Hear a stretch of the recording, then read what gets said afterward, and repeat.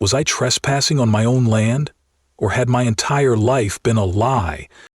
3 police cruisers, sirens blazing, tore down my private road, guns ready, cameras rolling, because the HOA president said I was stealing fish.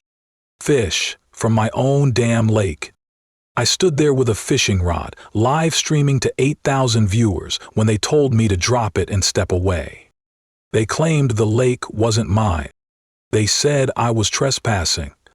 But what they didn't know was that I had 125 acres, a notarized will, and a golden retriever named Max who can smell evil better than any human alive. This wasn't just a fishing trip anymore. This was war.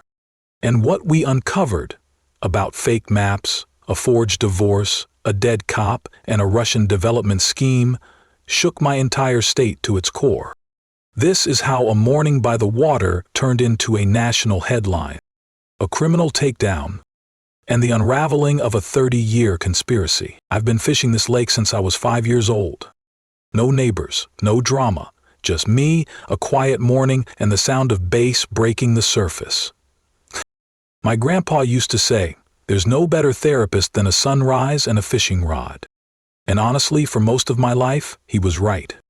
But that all changed the day 3 police cars showed up because someone said I was stealing fish from my own damn lake. Now, if that sentence sounds insane to you, welcome to my HOA. You see, I live on Morrison Ranch, 125 acres of Texas heaven that my grandfather built with his bare hands. He dug this 5-acre lake himself back in 1983. Worked sunup to sundown for 3 straight months with nothing but a rented excavator and that signature Morrison stubbornness. He left the whole place to me when he passed. And I've been doing what any decent grandson would do, living the dream, catching bass and uploading fishing videos to YouTube every morning, with my dog Max stealing the spotlight. Yeah, that golden retriever. He's basically the co-host of my channel. He barks at the big catches, eats half my sandwiches, and somehow knows where the fish are before I do. Subscribers love him more than they love me. So when I say things were peaceful, I mean it. We had 500,000 subs, a chill community, and not a care in the world. Until the HOA formed. At first, it was just some flyers on mailboxes. Then came the letters. Then the fines. Then, that one Saturday morning, came the cops. What started as a normal fishing live stream for my Trophy Bass Saturday turned into a showdown with blue lights, HOA paperwork, and accusations of aquatic theft. Yes, that's a real phrase they used. I was live. There were 8,000 people watching. And suddenly, I wasn't just the fisherman anymore. I was the main character in a neighborhood thriller. Mac started growling. The cops told me to put the rod down. And Sterling, the HOA president who looked like he'd lost a fight with a buffet, was dancing at my gate like he'd just won the Super Bowl. And you know what? I kept the stream rolling. Because if I was going down for fishing on land I'd literally inherited, the world was damn sure gonna see it. And trust me, what happened next? That was just the beginning. If you've ever had a crazy run-in with your HOA, or if you just think Max deserves a treat for being the real MVP, hit that like button, drop a comment where you're watching from, and don't forget to subscribe, because this story's just warming up. So, how did we go from peaceful lake mornings to 3 squad cars on my driveway? 2 words, Robert Sterling. Well, technically 3 if you count Sweaty. The man waddled into my life like a cartoon villain at a gas station, wearing a suit 2 sizes too small and reeking of stale coffee and desperation. "You the Morrison kid?" he asked, like he was sizing me up for a butcher's shop. "That's a nice piece of land you got there. Shame if something happened to it." Boss, did this man just mob threat me over gasoline and small talk? Before I could say anything, Max stood up in the truck bed and let out this low, guttural growl I'd never heard before. Not even with coyotes. "Sterling?" He backed up so fast he nearly tripped over his own ego. That's when I knew. This wasn't going to be one of those neighborly HOA situations with potlucks and lawn mowing reminders. No, this was war. waged by people who had clearly watched too much Suits and not enough Judge Judy. That week, the letters started. $500 0 fine, fish odor exceeding acceptable neighborhood limits. I live a quarter-mile from anyone. Unless my base have learned to vape, that makes no sense. $750 0 fine. Noise disturbance from fishing line casting after 6 p.m. I fish at sunrise and I use a damn spinning reel. You can't even hear it. $1,000 0 fine, and this one's my personal favorite. Traumatizing aquatic life through aggressive fishing techniques. What am I supposed to do, yell insults at the fish? It's what any reasonable person would do. I made a video reading every fine out loud to my 500,000 subscribers. Even held up a photo of a bass I'd just released and said, "Does this look like a traumatized fish to you?" He's literally smiling. The video blew up. 2 million views in 48 hours. Thousands of comments like, "This is why I live off-grid. HOAs are just legalized bullying. Where can I send treats for Max?" But as my community rallied behind me, Sterling doubled down. I caught him driving past my ranch 5-6 times a day, sometimes stopping, taking photos. One morning, I found fresh boot prints down by my dock. Size 13. Same shoes he wore when Max growled at him the first time. That's when it got scary. The next letter? $50,000, 0 fine, and an ultimatum. Fill in the lake within 14 days or face legal action. They claimed the lake was HOA common area. Attached was a map so fake it might have been made in MS Paint, with Comic Sans labels and property lines that looked like a drunk toddler drew them. Oh, and the threats didn't stop at paper. 47 missed calls. Dozens of anonymous texts, including one with a zoomed-in photo of me fishing that very morning. From the tree line. They knew what lure I was using. That's not an HOA. That's stalking. So now I had a question for every viewer watching. How much power should an HOA really have? And when does neighborhood watch become surveillance? Because these weren't just Karen-level complaints anymore. This was a full-on attack. And what came next? Theirs wasn't a fine. It was 3 police cars and an attempted arrest. Broadcast live to the entire internet. And if I had listened to Max sooner, maybe none of this would have gone as far as it did. He knew something was wrong way before I did. See, Max isn't just a dog. He's a 75-pound, sandwich-stealing, bass-chasing golden retriever. But he's also my guardian, my fishing partner, and apparently my early warning system for human garbage. I'm not even kidding. The first time he ever growled at someone unprovoked was the exact moment Robert Sterling leaned in and threatened my land. Max didn't bark, didn't jump, just stood up, stared him down, and let out this low, slow growl like thunder on the horizon. I'd never seen him act like that. Not with coyotes, not even when I accidentally stepped on his tail. And Max? He holds grudges. He still side-eyes the UPS guy because he dropped a box on his paw 3 years ago. But it didn't stop there. Every time Sterling's car showed up, Max was on alert. His ears would perk. His tail would go stiff. And he'd stand in front of me like some kind of 4-legged Secret Service agent. I started noticing patterns. Sterling's car would creep by the ranch. Max would growl before I even heard tires on gravel. Then I found those size 13 boot prints by the dock, muddy, fresh, 3 a.m. And Max?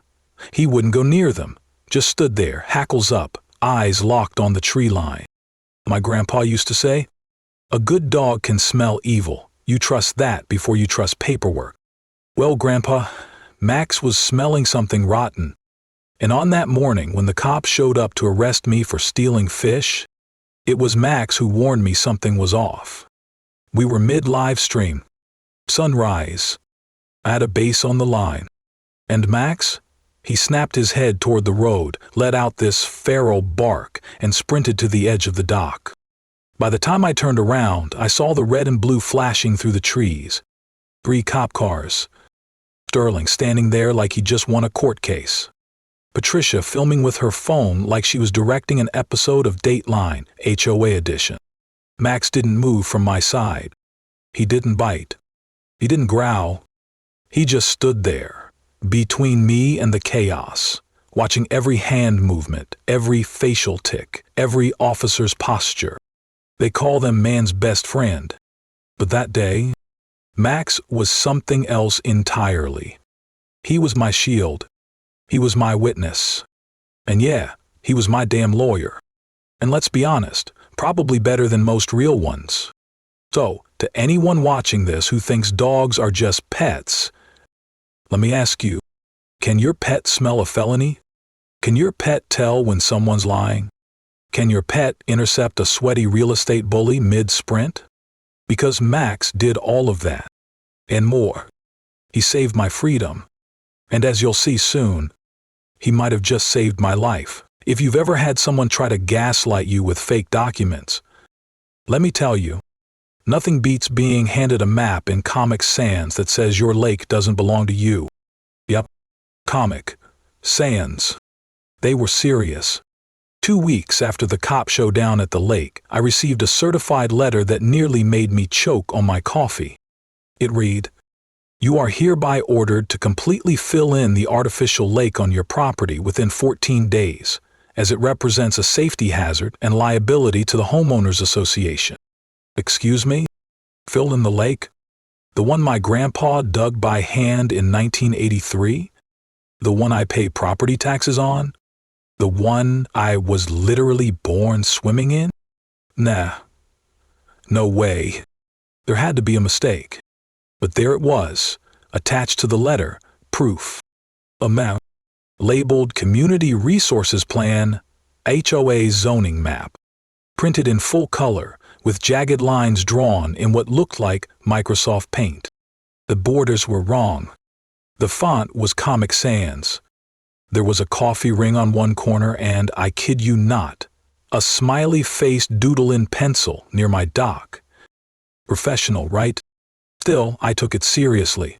Because you have to, when fines jump from $1,000 0 cents for fish trauma to $50,000 0 cents and legal threats. I drove straight to the county clerk's office, papers in hand. The woman at the front desk barely glanced at the HOA map before laughing out loud. "Sweetheart, this isn't even legal formatting. Where's the surveyor's stamp? There's no parcel number. And is that Comic Sans?" So yeah, fake. But it didn't stop them. That same night I got 47 missed calls. All unknown numbers. Then came the texts. First one, "Stop fishing or else." Second one, "You're alone out there. No one around for miles." And the third? That one hit different. It was a photo, taken from a distance. Fishing that morning. Zoomed in tight enough to see the brand of lure I was using. Someone was watching me. Through the trees. Tracking my every move. Now look, I'm not a paranoid guy. I live alone, I own a shotgun, and Max is trained to sniff out trouble like it's his day job. But that moment, that was the first time I felt genuinely unsafe. Not annoyed. I'm pissed off. Unsafe. And I started asking myself, why are they so obsessed with this lake? Why now, after all these years? And what are they really after? It wasn't about rules. It wasn't about community standards. It was about greed, power, and something so big my grandfather had kept it hidden for decades. I didn't know it yet, but I was standing at the edge of something way darker than HOA complaints. And the only reason I didn't fall in head first was because of a manila envelope and an old man named Frank Bennett. It's funny, you think you know someone. You grow up fishing with them, sharing beef jerky, swapping stories, laughing about how ho-has are just adult bullies with clipboards. But then one night, you open an old wooden chest, and you realize your grandpa might have been fighting a war you never even knew existed. After the fake map incident, I couldn't sleep. Max was pacing. I was pacing. Even my walls felt nervous. Then I remembered something Grandpa always said. If they ever come for the lake, check the chest under the workbench. At the time, I thought it was just old man rambling. Like when he used to claim squirrels were FBI spies. So at 2:00 a.m., flashlight in hand, I walked into Grandpa's old fishing shed. The place smelled like motor oil, dusty vinyl, and that sweet vanilla pipe tobacco he used to puff when he thought no one was watching. The chest was still there. Old, heavy, and covered in stickers from bass tournaments dating back to the 80s. I reached underneath the workbench, grabbed the chest, and used the only key Grandpa ever trusted. His favorite lure. An old beat-up Rapala with teeth marks and faded paint. He'd carved a compartment in the back years ago. Inside the chest? Isn't tackle. Wasn't bait. It was evidence. Right on top was a letter. Shaky handwriting, my name in all caps. If you're reading this, they finally made their move. Don't trust the HOA, don't trust the county, and sure as hell don't trust that woman with the sharp smile. There's more going on here than you think. The fish in our lake aren't the only things they're trying to hook. Under the letter was Grandpa's leather-bound journal, full of entries that made my skin crawl. 1995. Met Robert Steinberg today. Cocky kid. Victoria's newest puppet. Doesn't know he's being used yet. 1999. They offered me $5 million, 0 cents to sell the ranch. I laughed. She didn't. 2003. Tom Johnson disappeared last week. He had a file. I hope to God he made a copy. And that's when I realized Grandpa knew everything. Below the journal were photos, maps, property deeds, tapes labeled things like HOA meeting hidden mic and Victoria's pitch do not share. There was even a small velvet pouch. Inside it, a thumb drive and a bullet. Just one. Labeled insurance. Now I don't know what's more chilling. That my grandpa was ready for this, or that he knew exactly who would come knocking someday. That night, as I sat surrounded by secrets and Max curled up beside me, I realized something that shook me to my core. This wasn't just about a pond. It wasn't even about my ranch. It was about decades of manipulation. A coordinated, ruthless plan. In the family legacy they've been trying to erase since the day I was born.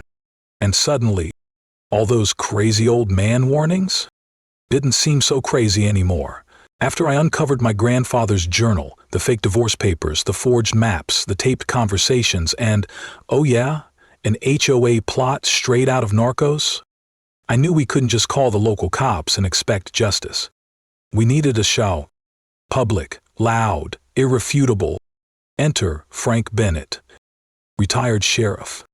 Texas legend. The kind of man who carries truth like a badge and still looks like he could suplex a bear if needed. He made one call to some old FBI buddies. Turns out, they'd been waiting for something solid on Sterling and Patricia's network for years. And now, we had evidence. We had witnesses. And, thanks to a certain livestream happy fisherman, we had an audience. The plan was simple. I'd pretend to give up. Post a video saying I was folding under pressure. Too tired to fight anymore, willing to negotiate. Cue public HOA meeting at the community center. Over 200 people packed in like it was a county fair, but with more tension and fewer funnel cakes. Max wore his best collar. I wore my best poker face. Sterling wore a suit that somehow looked both tighter and sweatier than ever before. Patricia? Calm, composed, eyes like ice cubes with a PhD in manipulation. Sterling took the mic first. Ladies and gentlemen, today marks a new chapter in our beautiful community. Mr. Morrison has seen reason. He's agreed to hand over the lake so we can develop. Actually, I interrupted, standing up with my laptop. I have a little presentation first. I plugged in the projector and hit play. Slide 1. Sterling's real identity? Robert Vulov, Russian national, entered the U.S. illegally in 1991. Slide 2. Property scams, fake HOA bylaws, old wedding photos. Proof he and Patricia were never really divorced. Slide 3. Victim testimonies, families bullied, homes stolen, elderly pushed out. Slide 4. A video file. Tom Johnson, the missing cop, being forced into a van. Time-stamped, matched to Sterling's location. The room was dead silent. Officer Johnson, Tom's younger brother, stood in the back, tears in his eyes, and on his badge. "That's my brother," he whispered. Sterling lost it. It wasn't supposed to happen that way. She said to scare him. He fought back. It was an accident. Patricia turned on him like a viper. "You pathetic idiot," she hissed. Under question, under truism, like so many jokes she had, I'd spun. 20 years I carried you. I built this empire. The crowd gasped. Phones were out. People were live streaming. Comment sections blowing up faster than Max at a squirrel convention. Just then, the back doors opened. FBI agents stepped in. "Robert Vulov, Patricia Hawthorne, you are under arrest for conspiracy, fraud, murder, and racketeering." The agents cuffed Sterling, who was now sobbing and begging for a deal. Patricia, still stone-faced, until she looked over and saw Max. He growled. She flinched. And that's when I knew. They were finished. The HOA dissolved that same week. Over a dozen families came forward. 3 homes were returned. And my lake?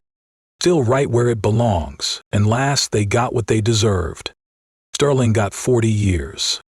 Patricia got 20, plus more charges pending for her mom's little overseas operation. The HOA? Oof. Gone.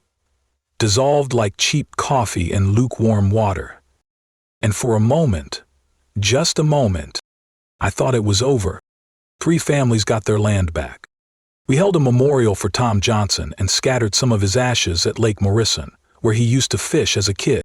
The town came together in a way I hadn't seen since high school football championships were still a big deal. I even hosted the first annual William Morrison Memorial Bass Tournament. 500 anglers. $50,000, 0 cents raised for victims of HOA abuse.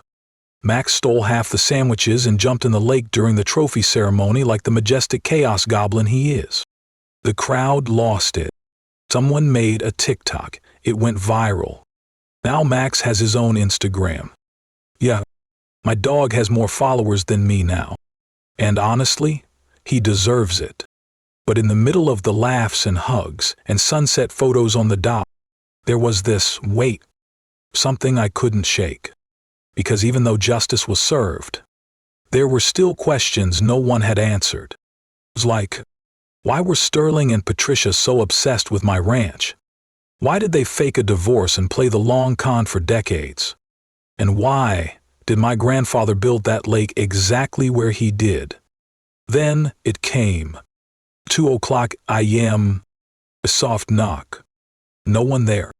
Just a manila envelope on my porch. No return address. Inside, a photo. Faded. My grandfather, in military uniform, standing next to a woman who looked exactly like a young Patricia Hawthorne, and a man I didn't recognize. On the back, in perfect cursive, Moscow, 1987. Your grandfather wasn't just a fisherman. I stared at it for hours. Was Grandpa involved in something bigger? Was Patricia's family tied to his past? And what the hell happened in Moscow in 1987? Max sat by the door, staring out into the dark, like he knew this wasn't over. And deep down, I knew it too. Because justice? It doesn't always mean closure. Sometimes it just opens the next door. The photo haunted me. My grandfather, William Morrison, standing in full military uniform beside a young woman with Patricia Hawthorne's face, and a man I'd never seen before. Cold Soviet winter. Moscow, 1987. Written on the back like it was just another day at the park. But it wasn't. Because Grandpa? He always told me he was just a stubborn Texan with a good fishing arm. Turns out, he might have been a whole lot more. I took the photo to Frank. He stared at it for a long time before exhaling a deep, tired breath. Jake, your grandfather wasn't just protecting his land. He was protecting something bigger. That man in the photo? Frank said he recognized him. Former KGB, defected in '91. Disappeared after a development scandal in Romania. Last seen, buying property in Texas. And that woman? The resemblance wasn't just coincidence. Patricia Hawthorne's mother. Victoria. This wasn't just about HOA power trips or greedy land grabs anymore. Bees was generational, political, global. But here's the thing. I could have chased it. Gone full conspiracy channel. FBI interviews, Cold War flashbacks, hidden bunkers and encrypted tapes. And maybe one day I will. But for now, I've got a ranch to take care of, a lake that needs fishing, and a dog that demands at least one sandwich per sunrise. Because for every dark secret that rises from the mud, there's peace in remembering who you're fighting for. For Grandpa, for Tom Johnson, for every family that got bullied out of their home by fake authority and bad suits. This story started with a fishing rod and somehow uncovered 30 years of crime, fraud, and cover-ups. But it ends right here with me and a lake that finally got to be just a lake again. So if you're still here, thank you. Not just for watching, but for caring. Because this isn't just my story. It's every story where someone said, "This isn't right," and stood their ground. Hit that like button if you believe in standing up for what's yours. Comment for Grandpa if you made it to the end. And hey, subscribe if you want more stories from the lake, the ranch, or just life with a golden retriever who somehow has brand deals now. Max wags his tail. The water's calm. And for the first time in a long time, everything feels like it's where it's supposed to be.